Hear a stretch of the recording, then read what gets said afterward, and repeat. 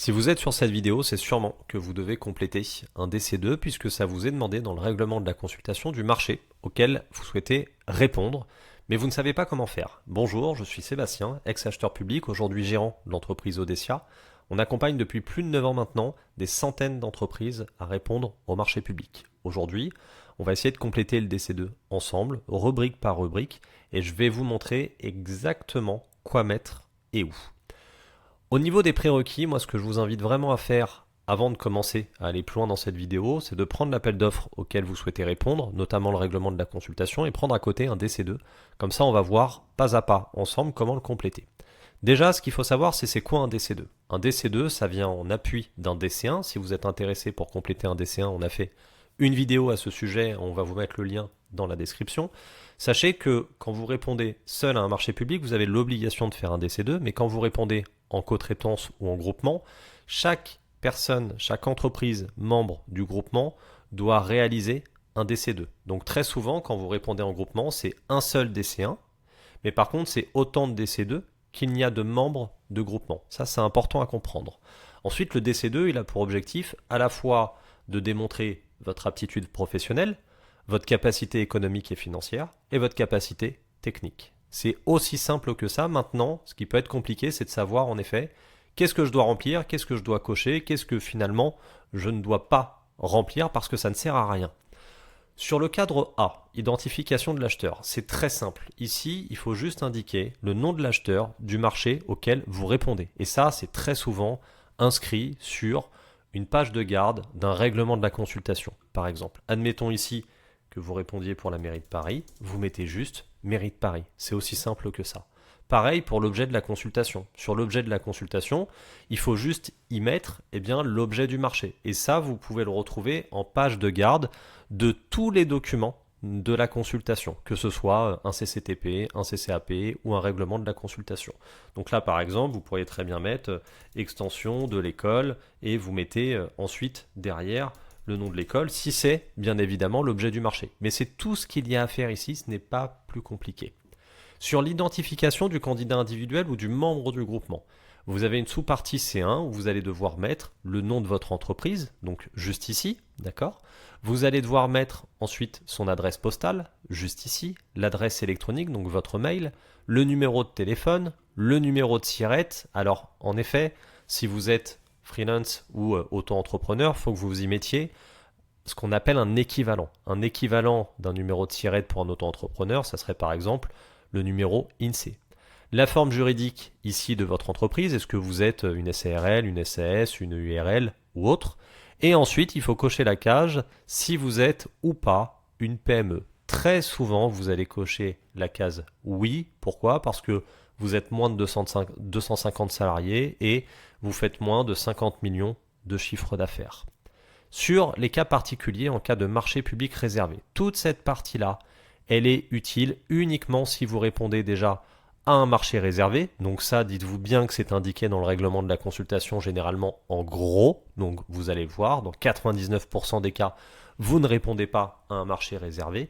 Et si c'est un marché réservé, eh bien vous allez cocher les cases qui correspondent à la nature de votre structure. Est-ce que vous êtes un ESAT pour les travailleurs handicapés?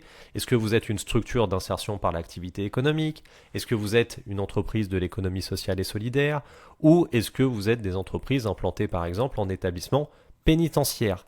Ça, encore une fois, c'est uniquement dans le cadre d'un marché réservé. Donc très souvent, très souvent, vous allez passer votre chemin. Pareil pour la partie C3, cas spécifique relatif aux conditions de participation. Sachez bien qu'une telle liste n'existe pas en France à la date où je tourne cette vidéo. Donc toute la partie C3, vous pouvez là aussi la passer et directement vous rendre à la sous-partie E. Pour cette partie, là encore, on me pose pas mal de questions. Sachez ici que l'acheteur, il peut exiger que vous soyez titulaire d'une autorisation spécifique ou membre, par exemple, d'une organisation particulière pour exercer votre activité, notamment l'activité concernée par le marché. Je vais vous donner des exemples. Admettons que pour des marchés de diagnostic immobilier, vous devez justifier des certifications spécifiques. Pour les marchés d'architecture, vous devez bien sûr être inscrit à l'ordre des architectes. Ou pour certains travaux, on peut vous demander des qualifications. Si c'est le cas, vous allez l'indiquer dans ces parties-là. D'accord? Ça, c'est très important parce que si c'est obligatoire par le règlement de la consultation, je vous invite vraiment à insérer ces informations juste ici et à fournir bien évidemment en annexe de votre dossier de candidature les preuves adéquates. Ensuite, il y a un point très particulier que vous allez retrouver très fréquemment. Sujet sur lequel là aussi on est souvent questionné. On me dit mais finalement je fais quoi quand on me demande, le cas échéant, une adresse internet à laquelle les documents justificatifs et moyens de preuve sont accessibles. En fait ça sert uniquement si vous avez sur une adresse internet ces documents-là qui sont en libre accès et sur lesquels l'acheteur peut finalement télécharger, retirer ces documents. Mais dans tous les cas, moi ce que je vous invite à faire, parce que ça va plus vite, une fois que c'est fait une fois pour tous les autres marchés, vous êtes tranquille, mettez ces éléments dans le dossier de candidature, vous ne serez pas embêté. Sur la partie F, alors sur la partie F, l'objectif ça va être de déclarer votre chiffre d'affaires. Très souvent, il faut donner les 3 derniers exercices et on vous demande en plus de ça ce qu'on appelle la part du chiffre d'affaires concernant les fournitures, services ou travaux objet du marché. Ici, je vais vous donner des exemples pour que ce soit le plus clair possible de votre côté. Admettons par exemple que vous êtes une entreprise tout corps d'État. Donc vous faites aussi bien des travaux de plomberie, des travaux de peinture, et puis quelquefois des travaux de revêtement de sol et un petit peu de maçonnerie. Et admettons que vous répondez spécifiquement à un appel d'offres de plomberie. Et bien, si la plomberie représente 20% de votre chiffre d'affaires total, il faudra indiquer ici 20%. Ici, bien évidemment, vous indiquez votre chiffre d'affaires. Admettons que vous avez un chiffre d'affaires de 150 000 euros, vous l'indiquez. Et vous n'oubliez pas d'indiquer ici les dates de vos même précédents exercices comptables. Ensuite, on a beaucoup d'entreprises qui nous disent « Mais attendez, moi je ne peux pas répondre aux appels d'offres, j'ai pas 3 ans d'existence ». Ce n'est pas grave, vous pouvez répondre à un marché public à partir du moment où votre société est créée. Maintenant, attention, si l'acheteur public analyse vos capacités financières et que votre chiffre d'affaires est en dessous du montant de l'appel d'offres, il se peut en effet que vous soyez éliminé au stade de la candidature, mais ce n'est pas automatique. Si vous n'avez pas 3 ans d'existence, moi ce que je vous invite à faire, c'est à compléter ici vos informations et notamment la date de création de votre entreprise pour prouver à l'acheteur que finalement vous ne pouvez pas communiquer 3 années de chiffre d'affaires pour la simple et bonne raison que vous avez été créé il y a 1 an et demi ou 2 ans. Ensuite, sur la partie F2, autre information requise par l'acheteur. Ici, très souvent, c'est une partie qui n'est pas nécessaire. Néanmoins, j'ai déjà vu des marchés publics sur lesquels il était demandé, par exemple, des extraits bilans ou même des bilans sur les 3 dernières années. Eh bien, c'est ici qu'il faudra préciser qu'en annexe de votre dossier de candidature, eh bien, vous fournissez les bilans ou le bilan de votre société. Pour les marchés de travaux, n'oubliez pas ici de cocher cette case comme quoi vous avez un contrat d'assurance qui couvre tout ce qui est responsabilité décennale. C'est très important de cocher cette case parce que si vous ne la cochez pas, l'acheteur peut revenir vers vous en vous demandant de la cocher. Et d'ailleurs, à chaque fois qu'il est demandé de communiquer un certain nombre de documents, eh bien vous devez les mettre en annexe de votre dossier de candidature. Donc ici, il faudra bien évidemment une assurance responsabilité décennale. Si ces éléments-là, vous pouvez les mettre en ligne et l'acheteur peut les télécharger librement. Vous pouvez mettre l'adresse internet et les renseignements nécessaires pour y accéder. Ensuite, la partie G sur les renseignements relatifs à la capacité économique et professionnelle du candidat.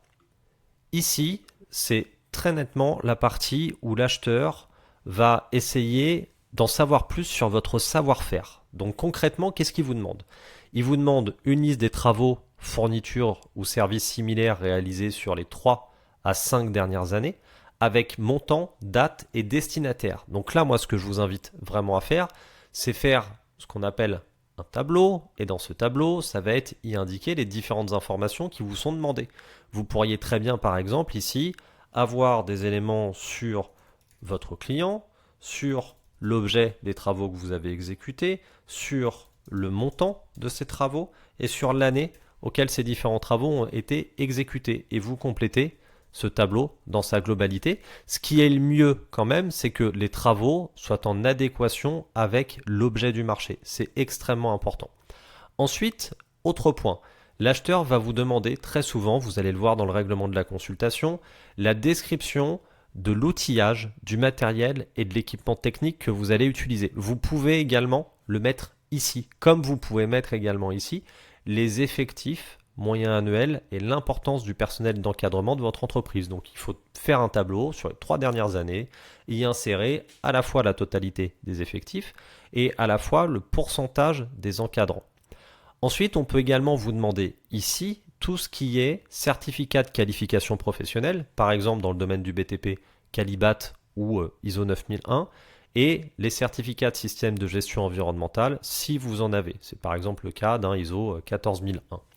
Si tout cela est disponible en ligne, toujours la même chose, adresse internet et renseignements nécessaires pour y arriver. Sur la partie H. Sur la partie H également, on a quand même beaucoup de questions parce que les gens finalement ne comprennent pas exactement à quoi elle sert, pourquoi elle est là et est-ce qu'on doit finalement la compléter ou pas. Le principe, il est relativement simple. Imaginez que votre entreprise seule ne remplit pas ici toutes les conditions de capacité exigées par l'acheteur.